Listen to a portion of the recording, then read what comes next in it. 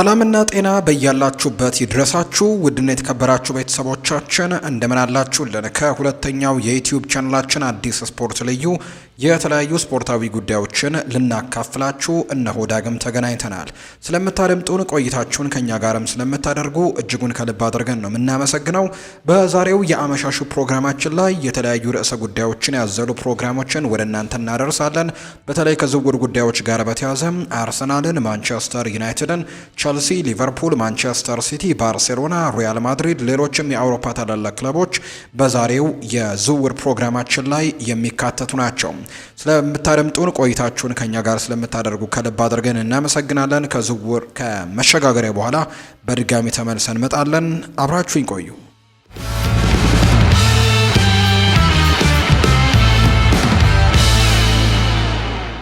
አርሰናል የአያክሱን ተከላካይ ዡሬል ሃቶን ለማስፈረም ፍላጎት አሳይተዋል። አርሰናል የአያክሱን ተከላካይ ዡሬል ሃቶን ለማስፈረም ፍላጎት ማሳየታቸውን እንደ ቲም ቶክ ዘገባ ያሳያል። በርካታ ክለቦች ሆላንዳዊው ተጫዋች ላይ ከፍተኛ ፍላጎት አላቸው። ከዚህ ቀደም ከአርሰናል ጋር የለንደኑ ክለብ ተቀናቃኝ ቸልሲ ጋርም ስሙ ተገናኝቶ እንደነበር የምናስታውሰው ነው። ተጫዋቹ በክረምቱ ወደ አንዱ የለንደን ክለብ ለማምራትም እድሎች እንዳሉት ጭምር የሚያሳዩ ሪፖርቶች ናቸው አሁን ላይ በተደጋጋሚ እየወጡ የሚገኙት። የሚኬል አርቴታ ቡድን ቸልሲዎች በፊፋ የዓለም ክለቦች ዋንጫ ተሳትፎ ምክንያት የ19 ዓመቱን ተከላካይ ለማስፈረም የሚያደርጉትን እንቅስቃሴ በማቆማቸው ከፍተኛ መበረታቻ አግኝተዋል። ቸልሲ የክለቦች የዓለም ዋንጫ ውድድር በዩናይትድ ስቴትስ ካለቀ በኋላ ለዡሪየል ሃቶ የቋሚ ስምምነት ድርድርም ይቀጥላሉ ተብሎ ነው የሚታሰበው። ይህ በእንዲህ እንዳለ አርሰናል መሻሻል በሚፈልግበት የመሃል ተከላካይ ቦታ የሃቶን ፊርማ ለማግኘትም እየጠበቁ ናቸው። አርሰናሎች ባለፉት ጥቂት ቀናት ውስጥም ከሆላንዳዊው ተከላካይ ተወካዮች ጋርም ተወያይተዋል። ከላይ በተጠቀሰው ዘገባ መሰረትም የሰሜን ለንደኑ ክለብ ላለፉት 2 ዓመታት ከ19 ዓመቱ ወጣት ጋርም ስሙ ሲገናኝ ቆይቷል። ስለዚህም በግል ጉዳዮች ላይ መስማማት ችግር ይሆንባቸዋል ተብሎ አይጠበቅም። ሆኖም ግን ዡሪየል ሃቶ ቸልሲዎች ላለፉት ጥቂት ዓመታት በበርካታ ወጣት ተጫዋቾች ላይ መዋለ ንዋያቸውን ማፍሰሳቸውን ግምት ውስጥ በማስገባት ከቸልሲ የቀረበውን ሀሳብ ወዶታል። በ2018 ከስፓርታ ሮተርዳም የአያክስን ወጣት ቡድን የተቀላቀለው ሃቶ በ2023 የመጀመሪያ ጨዋታውንም አድርጓል።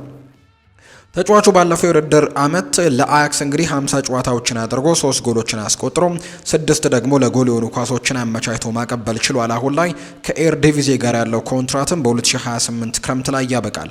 ነገር ግን በርካታ ክለቦች ፈላጊ በመሆናቸው አያክስ ለሆላንዳዊው ተከላካይ 50 ሚሊዮን ዩሮ ዋጋ አስቀምጧል የሚሉ መረጃዎች ናቸው እየወጡ የሚገኙት። ዌስትሃም ዩናይትድ የፕሪሚየር ሊጉን አጥቂ ለማስፈረም ስሙ ተገናኝቷል። ዌስትሃም ዩናይትድ ዶሚኒክ ካልቨርት-ልዊንን በሚመለከት ከተጫዋቹ ተወካዮች ጋር ንግግሮችን የጀመሩ ሲሆን አዲስ አጥቂ ለማስፈረም እርምጃ ወስደዋል ሲል ፉትቦል ኢንሳይደር ዘግቧል። በፕሪሚየር ሊጉ ያሳለፉትን አሳዛኝ የውድድር ዘመን ተከትሎ ዌስትሃም ዩናይትዶች ለቀጣዩ የውድድር ዓመት የማጥቃት አማራጮቻቸውን ለማጠናከርም እየፈለጉ ናቸው። የግርሃም ፖተር ቡድን ባለፉት የውድድር ዘመን ግቦችን ለማስቆጠር ሲታገል በጃሮድ ቦል ላይ ብቻ ተመርኩዞ ነበር። ዌስትሃም ዩናይትዶች እንግሊዛዊውን አጥቂ ዶሚኒክ ካልቨርት-ልዊንን በነጻ ዝውውርም በክረምቱ የማስፈረም እድልን እየፈለጉ ሲሆን የተጫዋቹ የአሁኑ ኮንትራት በሰኔ 30 ይጠናቀቃል ተብሎ ነው የሚታሰበው። የ28 ዓመቱ ተጫዋች ከኤቨርተን የቀረበለትን የኮንትራት ማራዘሚያ ውድቅ በማድረግ ለ10 ዓመታት ያክል በመርሲሳይድ ካሳለፈ በኋላ ለአዲስ ፈተና ዝግጁ መሆኑን ጠቁመዋል። ዌስትሃም ለዶሚኒክ ካልቨርት-ልዊን የተሻለ ደሞዝ ለማቅረብ ተዘጋጅተዋል። በጉዲሰን ፓርክ በሳምንት 100,000 ፓውንድ የሚያገኘው አጥቂው ከቅርብ ጊዜያት ወዲህ በተደጋጋሚ ጉዳቶች ምክንያት የተለያየ አይነት ጊዜን አሳልፈዋል። ተጫዋቹ ጉዳት በተደጋጋሚ ቢያጋጥመውም አሁን ላይ ከፍተኛ ደረጃ የተሰጠው ሲሆን እንግዲህ ዌስትሃም ዩናይትዶች በግርሃም ፖተር ስር ስለሚኖራቸው የአጨዋወት ዘይቤ ደግሞ ተስማሚ እንደሚሆንም ያምናሉ። ዌስትሃም ፊርማውን ለማግኘት አሁን ካለው የካልቨርት-ልዊን ደሞዝ በላይ ለመክፈል ፈቃደኞች ናቸው። ዌስትሃም ዩናይትዶች ያለ ሚኬል አንቶኒዮ ለአዲስ ሕይወት እየተዘጋጁ ናቸው። ግርሃም ፖተር እንግሊዛዊውን አጥቂ ያደንቀባል። የዌስትሃምም ትልቅ ፍላጎትና በኤቨርተን ኮንትራትም ላለመፈረም መወሰን በዚህ ክረምት አጥቂውን ለማግኘት ለዌስትሃም መንገድ ይከፍታል ተብሎ ነው የሚታሰበው። አርሰናል የኒውካስልን ኢላማ ይፈልጋል። በክሪስታል ፓላሱ ተከላካይ ማርክ ጉሂ ከለንደኑ ክለብ ሊለቅ እንደሚችል እየተነገረ ሲሆን እንደ አርሰናልና ኒውካስል ዩናይትድ ደግሞ ያሉ ክለቦች እንዲሁ ሊቨርፑልም እሱን ለማስፈረም ይፈልጋሉ። እንደ ፉትቦል ኢንሳይደር ዘገባ ከሆነ ኒውካስል የ24 ዓመቱን እንግሊዛዊ ኢንተርናሽናል ተከላካይ የረጅም ጊዜ አድናቂዎች ናቸው። እናም እሱ ያለበት ሁኔታን እየተከታተሉት እንደሆነ የሚያሳዩ መረጃዎች እየወጡ ነው። ይህ በእንዲህ እንዳለ አርሰናልም ማርክ ጉሂ ላይ ፍላጎት አሳይቷል። ነገር ግን ስምምነቱ ለነሱ ከባድ ይሆናል። አርሰናል በቋሚነት በአንደኛ ቡድን እንዲሰለፍ ዋስትና ሊሰጠው አይችልም። እናም ደግሞ ተከላካዩን ለማሳመንም ትልቅ ችግር ሊሆን እንደሚችል ነው የሚታመነው። ማርክ ጉሂ ወደ 2026ቱ የዓለም ዋንጫ የሚያቀናው የእንግሊዝ ብሔራዊ ቡድን ቁልፍ ተጫዋች ሆኖ ራሱን ለመመስረትም ይፈልጋል። እናም በአርሰናል ተጠባባቂ ወንበር ላይ መቀመጥ አይፈልግም። በእንግሊዝ የመጀመሪያ አስተላለፍ ውስጥም ቦታውን የማረጋገጥ እድሉንም ይጎዳበታል ተብሎ ነው የሚታሰበው። ሁኔታውን እንዴት እንደሚሆን መታየት አለበት። ጋዜጠኛ ፔት እንደሚናገረው ከሆነ ሊቨርፑል የሱን ሁኔታ ሲከታተል እንደነበር ይገልጻል። መጨረሻው የት እንደሚደርስ መታየት አለበት ያለ ሲሆን ጉሂ ከቀድሞ ክለቡ ቼልሲ ጋርም ስሙ ተነስቷል። ጋዜጠኛው ስለ ዝውውሩ እንዲህ ነው ያለው። ኒውካስል የረጅም ጊዜ አድናቂዎቹ መሆናቸውን እናውቃለን። ስለዚህ ሁኔታውን በቅርበት እንደሚከታተሉት እርግጠኛ ነኝ። አርሰናልም እንዲሁ ትንሽ ፍላጎት አለው። ወደ አርሰናል የሚሄድ ከሆነ እሱ መደበኛ ጀማሪ እንደሚሆን ምንም አይነት ዋስትና የለውም። ይህ ምናልባትም ወደ ዓለም ዋንጫው ለመግባት የሚፈልገውን ነገር ላያስገኝለት ይችላል። ሊቨርፑል ጉሂን ከዚህ ቀደም ተመልክተውታል። ነገር ግን ሌሎች ተከላካዮችንም እየተመለከቱ ነው። ማርክ ጉሂ ጥራት ያለው ተጫዋች ነው። ፈላጊዎቹ መብዛታቸውን አያስገርምም ብሏል። በአሁኑ ሰዓት በእንግሊዝ ካሉ ምርጥ የመሃል ተከላካዮች አንደኛው እንደሆነ ምንም ጥርጥር የለውም። ለሱ ፈላጊ ክለቦቹ ምርጥ ግዢ ይሆናል። ማርክ ጉሂ እንግዲህ ኒውካስል ዩናይትዶች ለሱ ተስማሚ መዳረሻ ሊሆኑ ይችላሉ። መደበኛ የጨዋታ ጊዜ ሊያቀርቡለትም ይችላሉ። በመሃል ተከላካይ ስፍራ ላይ ካለው ስቴቨን ቦትማን ጋርም ጠንካራ አጋርነትን መፍጠር ይችላል ተብሎ እንደሚታሰብ ነው ዘገባዎች የወጡት። ማንቸስተር ዩናይትድ ከወጣቱ አጥቂ ጋር ለመለየት አይፈልግም። ማንቸስተር ዩናይትዶች ወጣቱን አጥቂ ጆሹዋ ዘርክዚን በሚቀጥለው የውድድር ዘመን የመጀመሪያ ቡድን እቅዳቸው አካል አድርገው ለማቆየት ከወዲሁ ወስነዋል ተብሏል። የኔዘርላንዱ ኢንተርናሽናል ማንቸስተር ዩናይትድ ከቦሎኛ የተቀላቀለው ባለፈው ክረምት ሲሆን በተጠናቀቀው የውድድር ዘመን በኦልድ ትራፎርድ ታግሏል። ማንቸስተር ዩናይትድ ከጆሹዋ ዘርክዚ ጋር በፍጥነት ሲለያዩ ማየት በጣም የሚያስደንቅ ይሆን ነበር። አሁን ላይ ግን ዩናይትዶች በጆሹዋ ዘርክዚ ላይ እምነቱ የቀጠለ ይመስላል ሲል የጣሊያኑ ጋዜጣ ኮሪዮር ዴሎ ስፖርት ዘግቧል። ዘርክዚ በጥሩ ሁኔታ ላይ ባይሆንም እንደሚቆይ ግን እርግጥ ሆኗል ይለናል ዘገባው። ጆሹዋ ዘርክዚ በዩናይትድ በነበረበት የመጀመሪያው የውድድር ዘመን አንዳንድ የጥራት ምልክቶችን አሳይቷል። የውድድር ዘመን በአጠቃላይ በቡድን ውስጥ ባሉት ሁሉም ተጫዋቾች በጣም ከባድ ዓመት ነበር። ሩበን አሞሪም በራስ የመተማመን ስሜቱ ዝቅተኛ የሚመስለው ቡድንን ወርሷል። እናም አንዳንድ ዋና ዋና የታክቲክ ለውጦችን ካደረገ በኋላ ውጤቶች ይበልጥ እየተባባሱ መጥተው ነበር። እንደ ኮሪዮር ዴሎ ስፖርት ዘገባ ራሽፈርድ እና ሳንቾ ሊሸጡ ይችላሉ። የራስመስ ሆይለንድም የወደፊት እጣ ፈንታም አጠራጣሪ ነው። የጣሊያኑ ጋዜጣ ኢንተር ሚላን ሆይለንድን ለማስፈረምም እያጤነበት እንደሆነ ገልጿል እና ምናልባትም ከጆሹዋ ዘርክዚ ጋር ከመለየት ይልቅ ከሱ ጋር መለየቱን የበለጠ ምክንያታዊ ያደርጉታል ተብሎ ነው የሚጠበቀው። ሆይላንድ በማንቸስተር ዩናይትድ ውስጥም 2 የውድድር ዘመናትን አሳልፏል። ዘርክዚ በአንድ የውድድር ዘመን ብቻ ያሳለፈው። ስለዚህ ምናልባትም የሩበን አሞሪም እቅድ ማሻሻልና ማስተካከል እንደሚቻልም ለማሳየት ትንሽ ተጨማሪ ጊዜ ሊሰጠው የታሰበ ይመስላል። ስለሆነም ዘርክዚ በቀጣይ ዓመት ቡድን ውስጥም እንመለከተዋለን ተብሎ ነው የሚጠበቀው። ቸልሲዎች ስፔናዊውን ለማስፈረም ካቀረቡት 30 ሚሊዮን ዩሮ በላይ መክፈል ይኖርባቸዋል ተብሎ ይታሰባል። ቸልሲዎች በክረምቱ የዝውውር መስኮት የላትሲዮን ተከላካይ ማሪዮ ጊላን የማስፈረም ፍላጎት ነው ያለው። የ24 ዓመቱ ተጫዋች ለጣሊያኑ ቡድን ጥሩ ብቃቱን አሳይቷል። ብቃቱም የቸልሲን ቀልብ ስቧል። የጣሊያኑ ጋዜጣ ኤል ሜስጌሮ እንደተናገረው ከሆነ ቸልሲ ለተከላካዩ 35 ሚሊዮን ዩሮ አቅርበው ውድቅ ተደርጎበታል። ሪፖርቱ ላትሲዮ ተጫዋቹን በ50 ሚሊዮን ዩሮ ለመሸጥም ይፈልጋሉ። ቸልሲዎች የተሻሻለ የዝውውር ጥያቄ ይዘው ለመመለስ ተዘጋጅተዋል ወይ የሚለው ወደፊት የሚታይ ነው የሚሆነው። ተከላካዩ በጣሊያን ጥሩ ስራን ሰርቷል። እናም ለቸልሲ ጥራት ያለው ግዢ የሚሆንም ይሆናል። ስምምነቱ መፈጸም ከቻሉ ሰማያዎቹ በተከላካይ ክፍላቸው ላይ ትልቅ ለውጥ ያመጣላቸዋል። ቸልሲዎች በኋላ መስመር እንግዲህ ጥሩ ነገሮች ያሉ አይመስሉም። እናም ከኋላ መጠናከር ይኖርባቸዋል። ጥራት ያለው የመሃል ተከላካይ ማስፈረም በዚህ ክረምት እንግዲህ ቅድሚያ ከሚሰጣቸው ነገሮች መካከል አንዱ ይሆናል ተብሎ ነው የሚጠበቀው። ስፔናዊው ተከላካይ በጣሊያን ውስጥ ችሎታውን አሳይቷል። አሳይቷል። እናም ደግሞ በፕሪሚየር ሊግ ውስጥም ጥሩ ነገርን ለመስራት አካላዊና ቴክኒካዊ ባህሪያቶችም አሉት። የቀድሞ የሪያል ማድሪድ ተጫዋች በከፍተኛ ደረጃ መወዳደር ነው የሚፈልገው። ቸልሲ ደግሞ በዓለም ላይ ካሉ ትልልቅ ክለቦች አንደኛው ነው። እነሱን የመቀላቀል እድል ለተጫዋቹ ውድቅ ለማድረግ አስቸጋሪ ይሆናል ተብሎ ነው የሚጠበቀው። የ24 ዓመቱ ተከላካይ በስራው ከፍተኛ ዓመታት ውስጥ እየገባ ነው።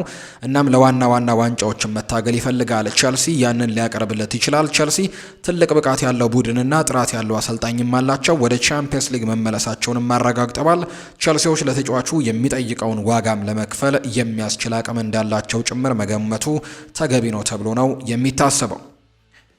የቼልሲው አሰልጣኝ ኤንዞ ማሬስካ ቡድኑን ማሻሻሉ ተነገረ። የቼልሲው አሰልጣኝ ኤንዞ ማሬስካ ባለፈው ዓመት የክለቡን አሰልጣጠን ከተረከቡ በኋላ የተሻሉ 5 ተጫዋቾችን ሰይመዋል። ከነዚህ ተጫዋቾች መካከል ላቪ ኮልዊል፣ ኤንዞ ፈርናንዴስ፣ ሞይስ ካይሴዶ፣ ማርክ ኮሬያ እና ኖኖ ማንድዌኬን ነው የጠቀሰው።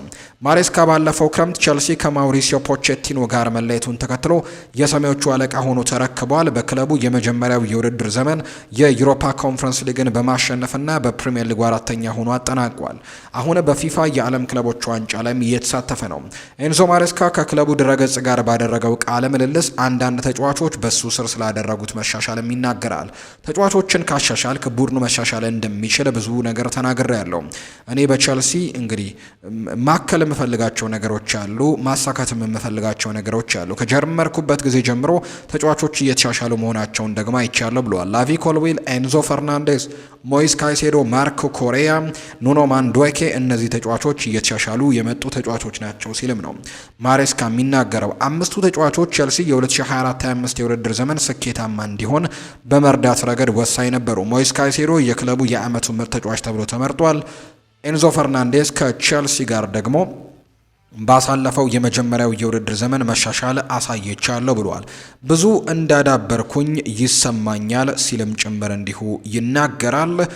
ከዛ በተጨማሪ ግን ከጨዋታ ጨዋታ የተማርኩበት ድንቅ የውድድር ዘመን ነበር። ለብዙ ዓመታት በእንግሊዝ ውስጥም ሰርቻለሁ። በመጀመሪያ ዌስትሃም እንዲሁም ደግሞ በማንቸስተር ሲቲ። ነገር ግን በዚህ ዓመት በእርግጠኝነት በተጫወትንባቸው ጨዋታዎች ብዛት እያንዳንዱ ሰው ስለ ራሴና ስለ ቡድኑ ነገሮችን ለማወቅ እድል ነበረው ብሏል። ለእኔ በጣም የሚያስደስተኝ ስሜት የተቸገርንበት የውድድር ዘመን ቅጽበት ነው። ተጫዋቾቹ በተመሳሳይ መልኩ መስራታቸውን ሲቀጥሉ አይቻለው። ከጀመርንበት ጊዜ ጀምሮ ባደረግነው መንገድም መስራታቸውን ቀጥለዋል ሲል የተናገረው ማሬስካ ለ2022/23 የውድድር ዘመን በማንቸስተር ሲቲ የፔፕ ጓርዲዮላ ረዳት አሰልጣኝ ነበር። ከዚያም ሌስተር ሲቲን በዋና አሰልጣኝነት ተቀላቅሎ ወደ ቼልሲ ከማምራቱ በፊት ወደ ፕሪሚየር ሊግ እንዲያድጉም ረድቷቸው እንደነበር የምናስታውሰው ነው። ማንቸስተር ዩናይትድ ከሚፈልጉት ግብ ጠባቂ ጋር ግንኙነት ጀምረዋል። ማንቸስተር ዩናይትድ የቀድሞውን የአርሰናል ግብ ጠባቂ ኤሚሊያኖ ማርቲኔዝን ለማስፈረም እንቅስቃሴ ጀምረዋል። ማንቸስተር ዩናይትዶች አርጀንቲናዊውን የአንድሬ ኦናና ጥሩ ምትክ አድርገው ይመለከቱታል። ማርቲኔዝ ከአስተን ቪላ መውጣቱ የተረጋገጠ ሲሆን በእንግሊዝ የመቆየት ፍላጎቱን ተከትሎ ወደ ማንቸስተርም ሊሄድ ይችላል። በኢኤስፒኤን አርጀንቲና እንደተዘገበው ማንቸስተር ዩናይትዶች ማርቲኔዝን በዚህ ክረምት ሊያመጡት ስለሚፈልጉ ንግግር ጀምረዋል። እስካሁን ከአስተን ቪላ ጋር መነጋገር አልቻሉም ነበር። ነገር ግን ለቪላ ጥያቄ ከማቅረባቸው በፊት የግል ውል ሁኔታዎች እያመቻቹ ነው። ተጫዋቹ በግሉ ማንቸስተርን መቀላቀልም ይፈልጋል። ጋዜጠኛ ሊዮ ፓራዲዞ ዜናውን የዘገበው የመጀመሪያው ሲሆን በኤስፔን በኩልም እንዲህ ብሏል። ንግግሮች ቀድመውኑ ተጀምረዋል። ማርቲኔዝ ማንቸስተር ዩናይትድን እንዲቀላቀል ፍላጎቶች አሉ። በቅርብ ጊዜ ውስጥም ካሉት አማራጮች ሁሉ ማንቸስተር ዩናይትድ በጣም የሚያስደስት ነው። ክለቦቹ እስካሁን አልተገናኙም። በማንቸስተር ዩናይትድ እና በማርቲኔዝ መካከል ያለው ግንኙነት አስቀድሞ መጀመሩን አረጋግጣለሁ ብሏል። ዘገባው አንድሬ ኦናና የማንቸስተር ዩናይትድ የወደፊት ቆይታው ጥርጣሬ ውስጥ ከቶታል። ክለቡ በሳዑዲ አረቢያ ለሚገኘው ኒዮምም ሊሸጠው እንደሆነ በተዘገበበት ወቅት ግብ ጠባቂው በሚቀጥለው የውድድር ዓመት በኦልድ ትራፎርድ እንደሚቆይ ለማረጋገጥ ፍቃደኛ ነው። ይህ በእንዲህ እንዳለ ማርቲኔዝ በዚህ ክረምት ለአስተን ቪላ መውጣቱን ፍንጭ ሰጥቷል። ግብ ጠባቂው ከሳዑዲ ፕሮ ሊግ ጋር ተገናኝቷል። ባርሴሎናም እንዲሁ ይከታተለው ነበር፣ ነገር ግን ሌላ ግብ ጠባቂ አስፈርመዋል። ተጫዋቹ ከቱርኩ ክለብ ጋላት ሳራይም ፍላጎቶች ነበሩት፣ ነገር ግን ከእንግሊዝ የመውጣት ፍላጎት እንደሌለውም ይፋ ማድረጉን ዘገባዎች አሳይተዋል። ባርሴሎና ሁለገቡን አጥቂ ለመልቀቅ አይፈልግም። ባርሴሎና ሁለገብ አጥቂውን በአንድ ቅድመ ሁኔታ በዚህ ክረምት የሚቀርብለትን ጥያቄ እንደሚያዳምጡ ተዘግቧል። ዲያሪዮ ስፖርት እንደዘገበው ስፔናዊውን ክለቡን መልቀቅ ከፈለገ ብቻ ጥያቄዎችን ያስተናግዳሉ። ነገር ግን ቶሬስ መቆየት ከፈለገ ባርሴሎናዎች ሊለቁት አያስቡም። ፌራን ቶሬስ በ2020 ከማንቸስተር ሲቲ ክለቡን ከተቀላቀለ በኋላ ለካታላኑ ቡድን ጥሩ ተጫዋች ሆኖ ቆይተዋል። ባርሴሎና 55 ሚሊዮን ዩሮ ለስፔናዊው ተጫዋች አውጥተዋል። ነገር ግን በቋሚ 11 ውስጥ መደበኛ ቦታን ማግኘት አልቻለም። የስፔኑ ኢንተርናሽናል ባለፉት 2 የውድድር ዘመናት በካምፕኑ መውጣት ጋርም ስሙ ይነሳል። ይሁን እንጂ ባርሴሎና በፌራን ቶሬስ ላይ ያለው አቋም የ25 ዓመቱ ተጫዋች አስደናቂ የውድድር ዘመን ማሳለፉን ተከትሎ እየተቀየረ ይመስላል። ምንም እንኳን መደበኛ ጀማሪ ባይሆንም ፌራን ቶሬስ ባለፈው የውድድር ዘመን በሃንስ ፍሊክ ቡድን ስኬታማ ጀርባ ተጽዕኖ ያለው ሚና ተጫዋችም ሆኗል።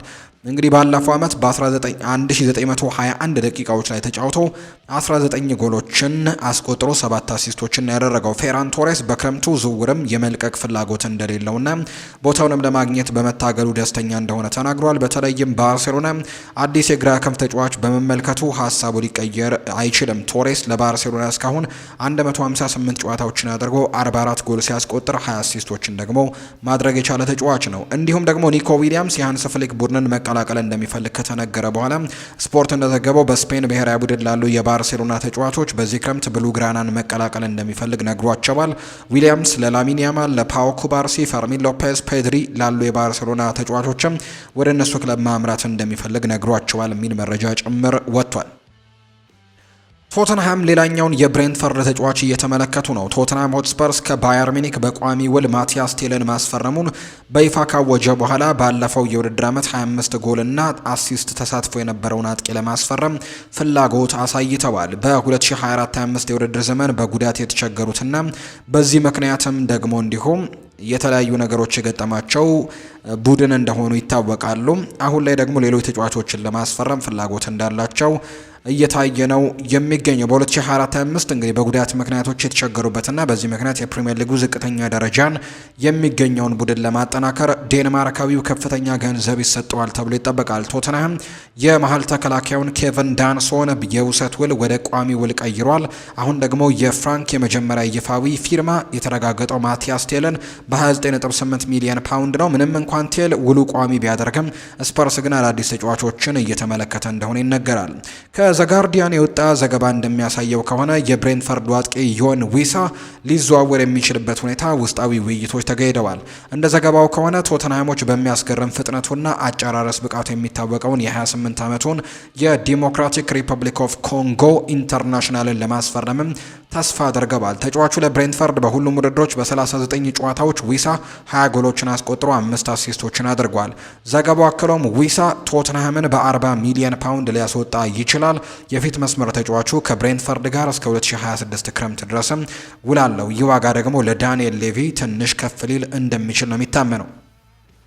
የክለቡ የወቅቱ ሪከርድ ፊርማ ሶላንኬ ባለፈው የውድድር ዘመን 9 የፕሪሚየር ሊግ ግቦችን ብቻ ማስቆጠር ችሏል። ዊሳ ከዚህ ቀደም በፍራንክ እንደ ልዩ ተሰጥኦ በሚልም ተገልጿል። እናም ዴንማርካዊው አንዳንድ የተላመዱ ፊቶችን ወደ ሰሜን ለንደን እንዲመጣም እድል ካገኘም አያስደነግጥም። ፍራንክ እንግዲህ ከብሪያን ምቤሞና ሚኬል ዳምስጋርድ ጋር ያለውን ግንኙነት በቶተንሃም ማስቀጠል ነው የሚፈልጉት። ይህ በእንዲህ እንዳለ ማቲያስ ቴል በሰሜን ለንደን እስከ 2031 ድረስም ውል ፈርሟል። ይህም በአንዳንድ ሰዎች አስገራሚ ፊርማ ነው ተብሎ ይታሰባል። የፈረንሳይ ከ21 ዓመት በታች ቡድን በቶተንሃም ብዙም ድንቅ ብቃትን አላሳየም። 3 ጎሎችን ብቻ አስቆጥሮ 1 አሲስት ደግሞ በማድረግም የክለቡ 20 ጨዋታዎችን አድርጓል።